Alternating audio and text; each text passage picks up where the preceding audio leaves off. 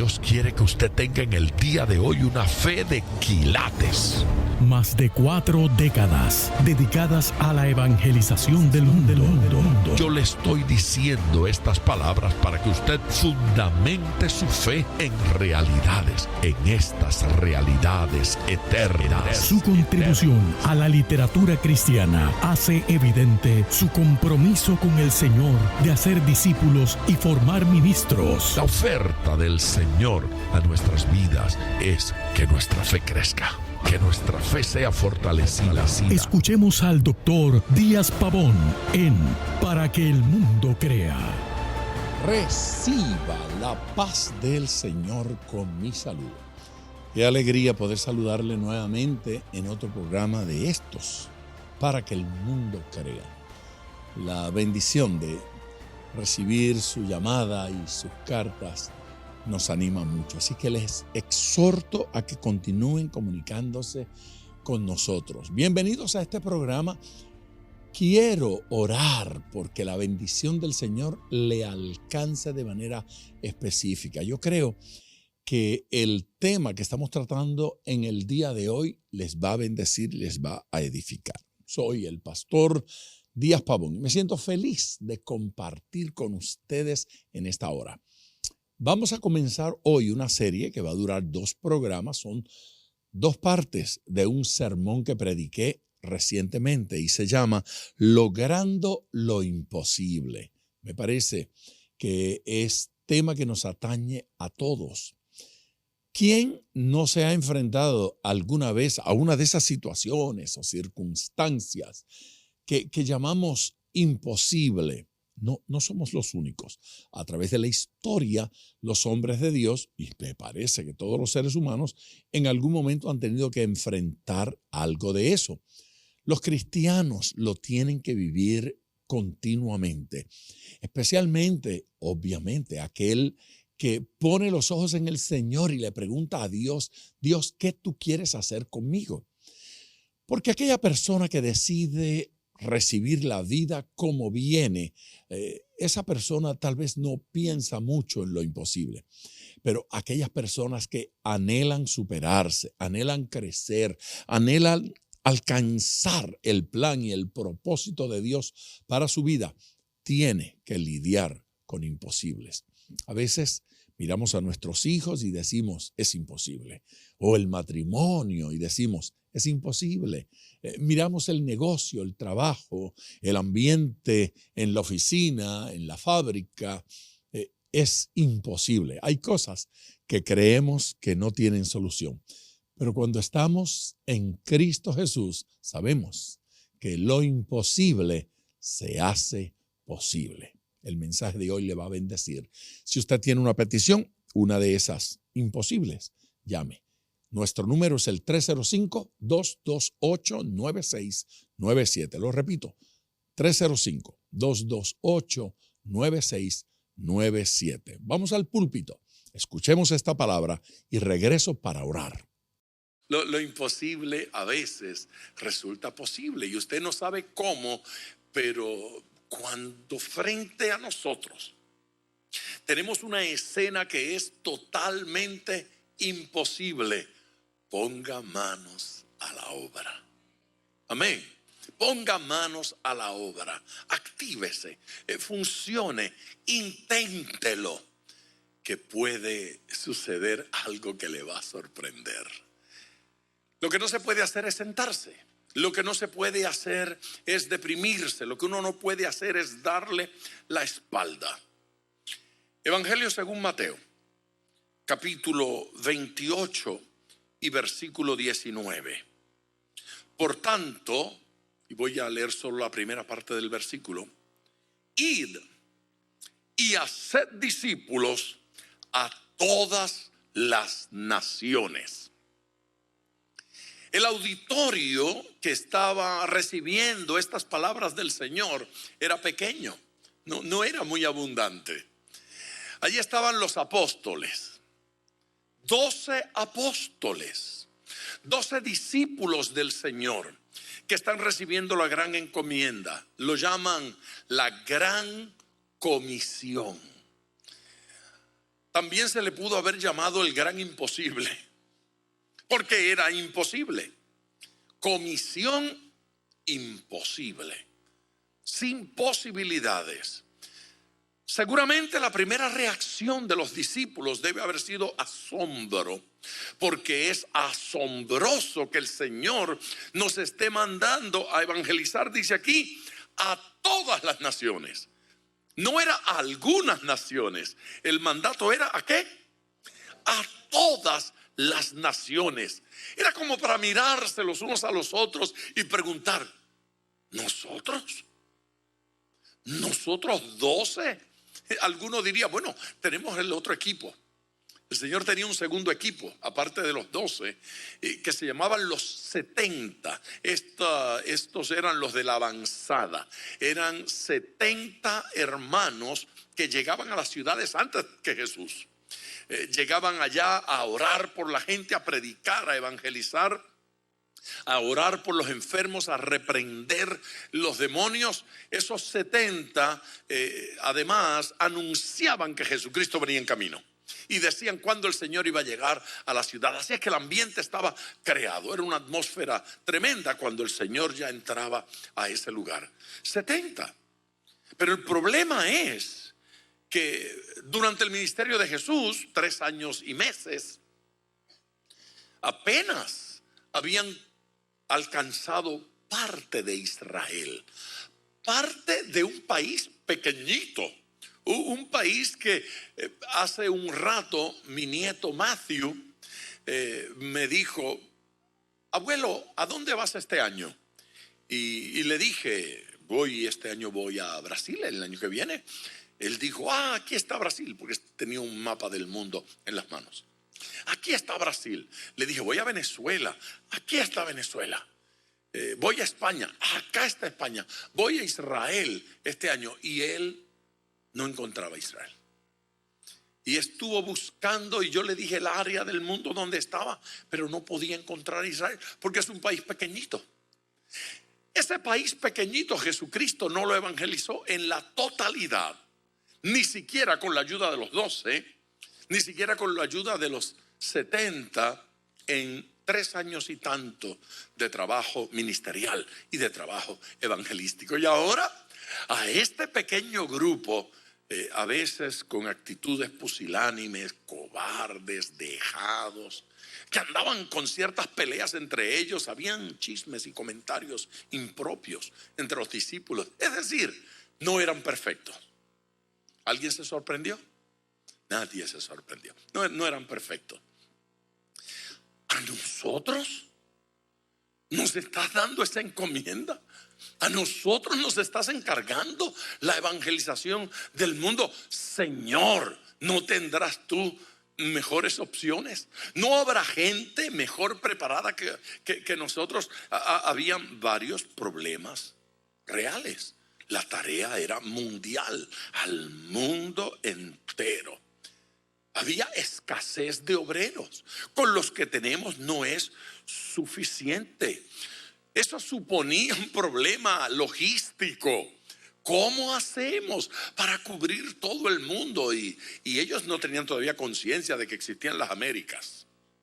Sin ese nombre todavía, pero ni sabían que eso existía. Así es que el mundo conocido, aquellos continentes, enormes continentes, tenía que ser motivo de asombro, tenía que ser impresionante estar usted con un grupito que luce insignificante, un grupo que no parece tener los mayores recursos, y recibir una comisión como esta: id y haced discípulos a todas las naciones.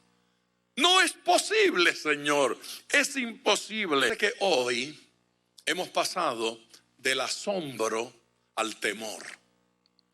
Ya no solo estamos asombrados de la gran comisión, ahora parece que tenemos miedo. Supongo que más de una persona preguntará, ¿y cómo se hace? ¿Y qué recursos tenemos? ¿Y con qué contamos para realizar una tarea de esta naturaleza? O simplemente más de uno dirá, es que a mí no me gusta hablar de religión con la gente. Hay dos cosas que yo no le hago a un amigo: hablarle de política o hablarle de religión, porque son cosas que se parecen mucho. Yo espero que usted ya no vuelva a decir amén cuando yo haya terminado de predicar. Dos cosas que yo no hago: a mis amigos no les hablo de política, no les hablo de religión. Jesucristo no los mandó a hablar de religión.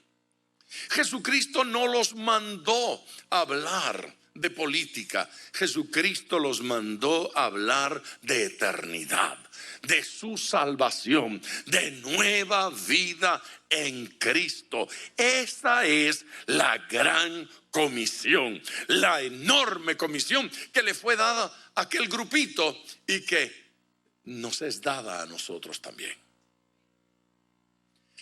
Vayamos al libro de los Hechos, por favor. En el capítulo 15 y versículo 14, allí se reflejan dos cosas. De un lado, un remanente fiel, es decir, una gente que dijo, es imposible, pero vamos adelante. Es imposible, pero vamos a intentarlo. Es imposible, pero esforcémonos. Versículo 14.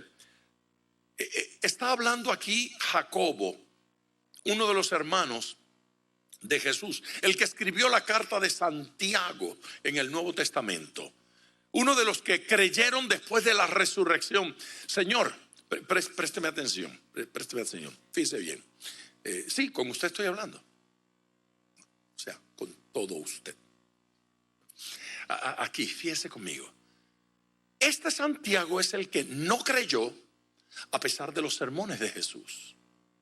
Este Santiago es el que no creyó a pesar de los milagros de Jesús. Este Santiago es el que no creyó a pesar de las revelaciones que había tenido su madre. ¿Por qué es tan importante para mí este señor Santiago, este Jacobo? ¿Por qué es tan importante? Bueno, porque para mí es significativo decirle a usted en el día de hoy y decirlo constantemente: Jesús personalmente no pudo convencer a Santiago. Santiago se crió diciéndole a Jesús cositas como, por ejemplo, tú no querías predicar en Jerusalén, ahora echa para allá. Cuando lo estaban buscando, dale, mete mano. Si tú quieres ser conocido, ve a la gran fiesta y allí exponte y haz tus milagros allí. Santiago no creía en Jesús. Tal vez creía que era un buen hermano, pero no creía que Jesucristo era Dios. Los milagros de Jesús no convencieron a Santiago. Los sermones de Jesús no convencieron a Santiago. ¿Cuándo fue que Santiago creyó? Es importante esto para mí y lo digo con mucho énfasis. Toda mi vida lo he hecho. Porque Santiago no era fácil de convencer. Santiago no iba a decir gloria a Dios porque era su hermanito. Santiago no iba a decir está muy bien porque fue mamá quien tuvo la revelación. Santiago fue de los que dijo no, mira mamá, a ti te habló el ángel, pero el ángel conmigo no ha hablado, así que yo lo siento. Nada de esto, ni ángeles, nada, ni milagros convencieron a Santiago. ¿Qué cosa convenció a Santiago? La resurrección de Jesucristo. Cuando Jesucristo resucitó, Santiago se derritió y dijo, uy, es verdad, tú no eres mi hermano, tú eres mi Dios, tú eres mi Señor. Lo adoró, le sirvió, aleluya. Santiago es el que está hablando en el capítulo 15 de los Hechos porque ha habido algunos problemas. Ya les dije que los discípulos no eran perfectos. Eso es como una noticia muy grande en el día de hoy. No eran perfectos. Ahora, no solamente no eran perfectos, sino que después de ser llenos del Espíritu Santo y estar ministrando y cumpliendo la gran comisión, todavía sus defectos se ponían de manifiesto. Todavía habían peleas y situaciones entre ellos. Tuvieron que llegar a Jerusalén y Jacobo, este Santiago, fue el que tuvo la palabra sabia para armonizar las peleas entre Pedro y Pablo, especialmente entre los discípulos de Pedro y los discípulos de Pablo. Había una guerrilla allí, así que no le parezca extraño que en su iglesia también ocurra. No le parezca extraño que en su casa también ocurra.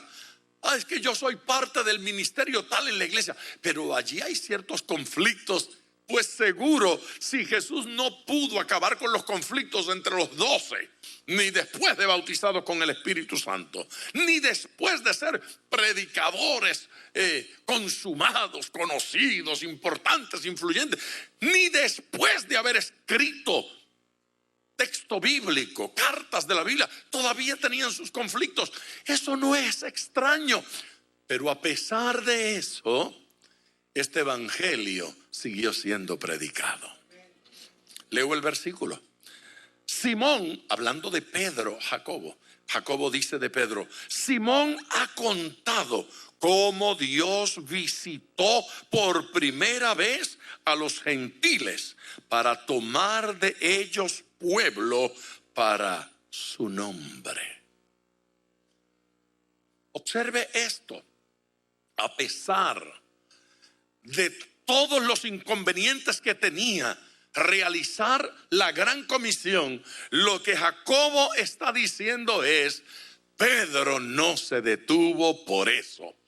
Pedro siguió predicando y dice, y trascendió, salió de los judíos, salió de Israel y fue a predicarle a otros pueblos, a otras razas. Fue el instrumento para que otros entraran y llegaran a ser parte del pueblo de Dios. Pero no lo dice así simplemente, dice para tomar de ellos pueblo para su nombre, para tomar de ellos pueblo para que hicieran lo mismo, para tomar de ellos gente y recursos para que ellos también anunciaran el evangelio. Esta gente comenzó a predicar contra todo pronóstico, comenzó a predicar donde no tenía sentido lo que estaban haciendo. La gran comisión nunca la van a cumplir. Más de uno se sentía inteligente. Ustedes no van a llegar a todos los hombres. Bueno, eso fue lo que dijo el Señor, que llegáramos a todos y allá vamos. Aleluya. Yo de vez en cuando escribo en mi Facebook hasta que el mundo crea, y tengo por ahí un amigo que de vez en cuando se me enoja. Nunca van a creer. Está bien. Ya yo le di la razón. Es posible que nunca crean. Usted no va a alcanzar a todo el mundo. Está muy bien, hermano. Usted no ha leído el Apocalipsis. Lo he leído. Usted no se da cuenta que los pueblos se rebelan contra el Cristo. Sí, Señor, lo he visto. Y bueno, el Señor me dijo que predicara para que todos crean. Entonces, como Él me dijo que hiciera eso, contra todo pronóstico, yo lo voy a hacer. Yo voy a predicar. Pero yo tengo una historia que contarle. Esta gente comenzó a predicar. Esta gente comenzó a ministrar. Y ocurrieron cosas extrañas, contradictorias. Pedro predica en Pentecostés y se convierten miles con un solo mensaje. Pedro nunca había vivido esa experiencia. ¡Qué extraordinario! Un solo sermón. Miles de vidas vinieron a los pies de Cristo. La iglesia pasó de ser una iglesita de veintenas a ser una iglesia de millares en un día. ¿cómo es posible? Pero luego, en el mismo libro de los Hechos, capítulo 17, el apóstol Pablo llega a Atenas. Él llegó al famoso Areópago.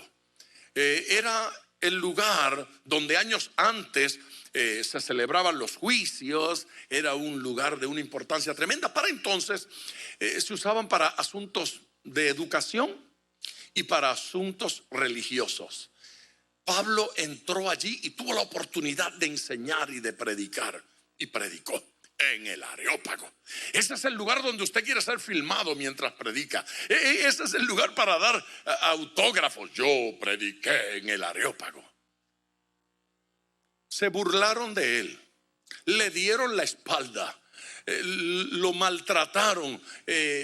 Deja de parlotear tanto y cállate. Ven otro día para escucharte sobre eso de la resurrección. Se burlaron.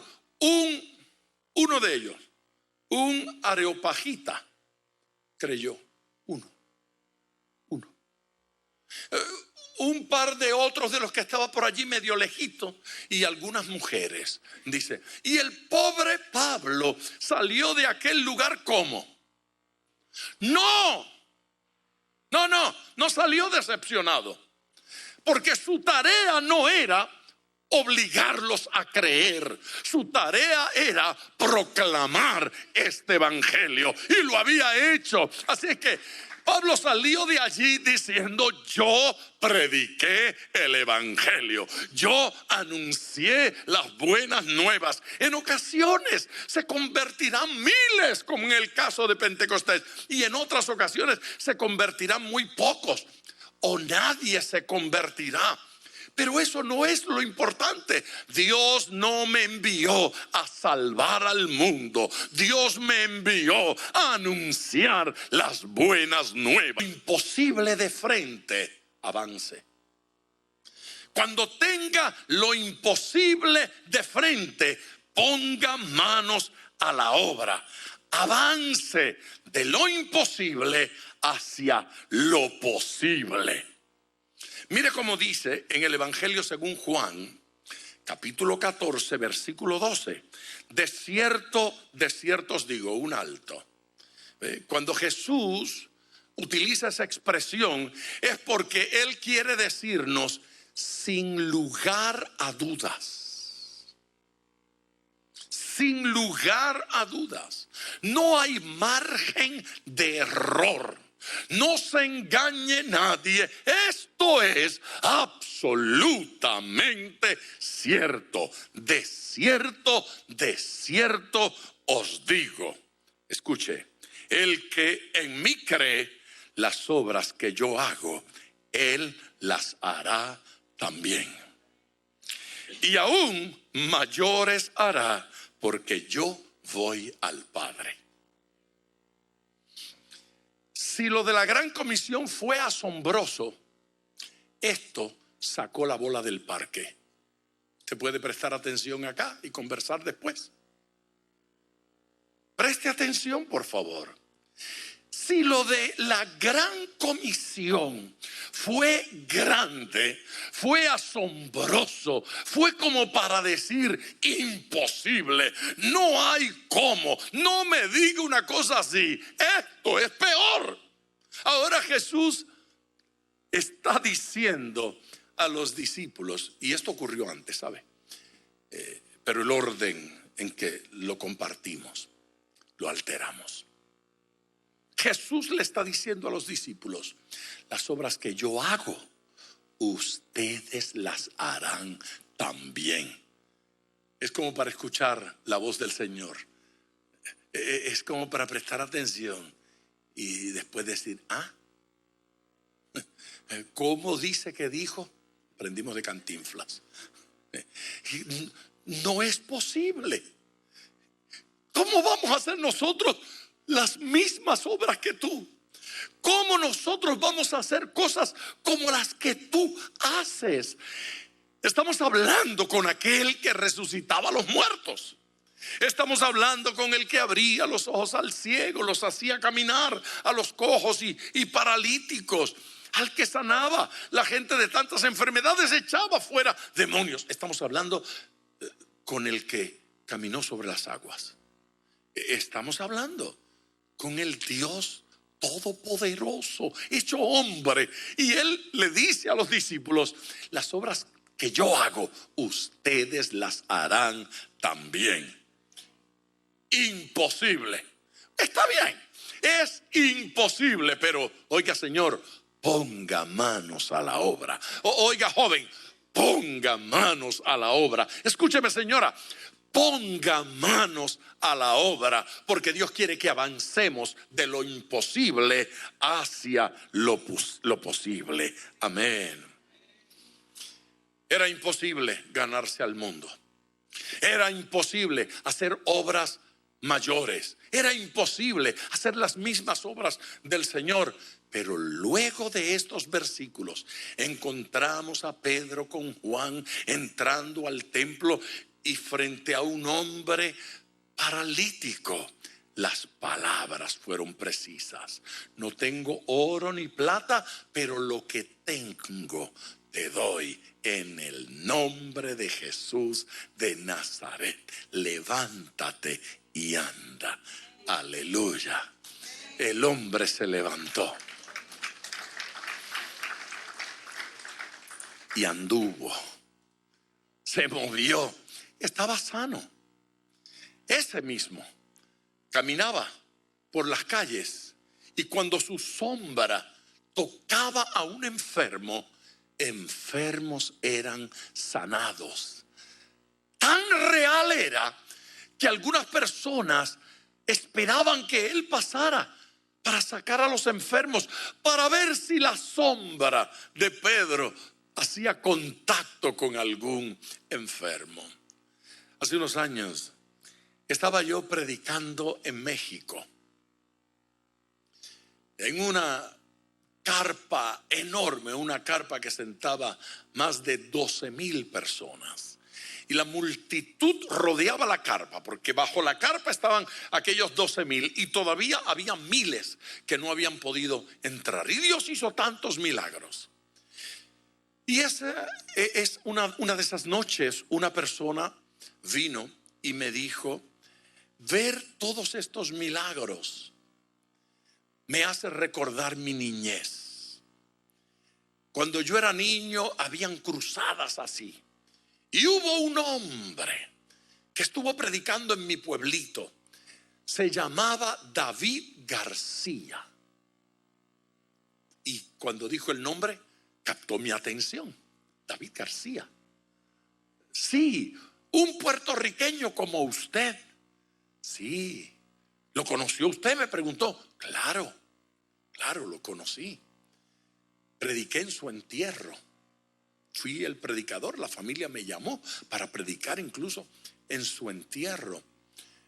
Fuimos amigos por muchos años. Estuvo aquí en Capilla del Rey predicándonos. Hace unos años atrás, el anciano don David García me dijo: bueno, no sé si usted lo escuchó alguna vez contar un testimonio de un niño que le lanzaron sobre sus espaldas. Le dije: claro, ese fue uno de los testimonios clásicos. Un niñito afectado por el polio y las piernitas delgaditas y las rodillas hinchadas. Y la mamá había ido a la campaña, pero la multitud era tan grande que no pudo entrar. Entonces ella quedó esperándolo y supo dónde él se hospedaba, y cuando iba pasando por la acera corrió tras él, pero como no podía avanzar, casi le tuvo que lanzar el niño. Y cuando el niño hizo contacto con las espaldas de David García, el niño quedó sano.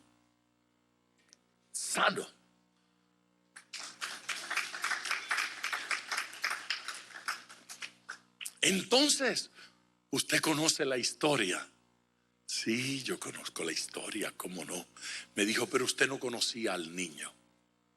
No, yo fui ese niño. Fui yo el niño que mi mamá lanzó contra las espaldas de don David García. Las obras que yo hago, las haréis también. Gloria a Dios. Y Pedro lo vio. Y David García lo vio. Vio a Dios haciendo aquellas obras. Pero entonces Jesús todavía volvió a batear y dijo: y aún mayores haréis. Y uno dice: no es posible. Ahora sí, Señor, ahora sí exageraste demasiado. ¿Cómo que mayores haréis? Ustedes van a hacer cosas que yo no he hecho. Escúcheme bien, iglesia. Antes de que aquella primera generación, antes de que aquella generación que estaba escuchando a Jesús diciendo: id y haced discípulos a todas las naciones y de predicar el evangelio a toda criatura, antes de que aquellos que escucharon lo imposible murieran, ya habían iglesias en todo el imperio romano. Lo imposible comenzaba a suceder. Jesús no había predicado en otros países, ellos sí. Jesucristo no había fundado iglesias, ellos sí. Jesucristo quedó con 12 apóstoles, ellos ya tenían cientos de apóstoles. A Pablo le nacieron más hijos, y a Pedro y a Juan y a los otros apóstoles, otros que comenzaron a ir a donde ellos, los apóstoles, tampoco habían llegado. Se multiplicaron los evangelistas, y cosas que Jesucristo no había visto, estos comenzaron a ver. Aleluya. De Jesucristo solo lo recordamos una vez escribiendo, y eso en tierra. Pero el apóstol Pedro, el apóstol Juan, el apóstol Pablo escribieron cartas que Jesús nunca escribió. Cartas que se multiplicaron, y cuando parecía que ya los copistas no eran suficientes y escribirlas a mano era tan difícil, al Señor se le ocurrió darnos una cosa que se llamó imprenta. Y tuvimos la imprenta, y vino de parte de Dios. Aleluya. Y el primer libro que fue impreso fue la Biblia, y se multiplicó. De vuelta con ustedes ya en tiempo de oración. Hermosa palabra, poderoso mensaje y edificante, nutritivo. Si usted se anima a orar por aquellas cosas que había abandonado, aquellas cosas que había pensado, eso no lo puedo lograr, eso no lo puedo alcanzar, sepa que fue el Señor Jesucristo quien dijo que si creemos, si somos capaces de creer, haremos cosas grandes, cosas mayores, cosas de dimensiones extraordinarias. Llame ahora, permítame orar por su petición. El número es el 305-228-9697. 305-228-9697. Padre eterno, oro con este pueblo, Señor, que nos comparte en el día de hoy a través de correos electrónicos, a través de las redes sociales y a través del teléfono, sus peticiones.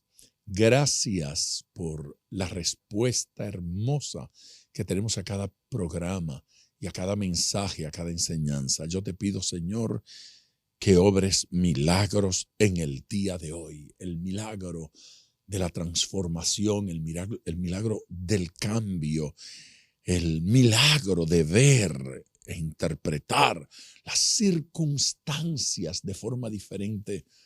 Yo te pido, Señor, que dado que has hablado a los corazones y a las conciencias en el día de hoy, que provoques el milagro de que las conciencias despierten a una relación contigo profunda, a una relación contigo íntima, a una relación personal contigo. Muestra tu gloria y tu misericordia en el día de hoy. En el nombre de Jesús, nuestro Señor. Amén. Gracias, mi gente, por acompañarnos en Para que el Mundo Crea. No olvide, mañana estaremos aquí, misma hora y misma emisora. Un abrazo. Hasta mañana. Gracias por sintonizar Para que el Mundo Crea con el Dr. Díaz Pavón. Nuestro ministerio desea brindarle acceso a este programa descargando gratuitamente la aplicación DPM Radio. Para oración, comuníquenos su necesidad llamando al 305-228-9697. 305-228-9697. O en las redes Facebook e Instagram bajo Díaz Pavón Ministries.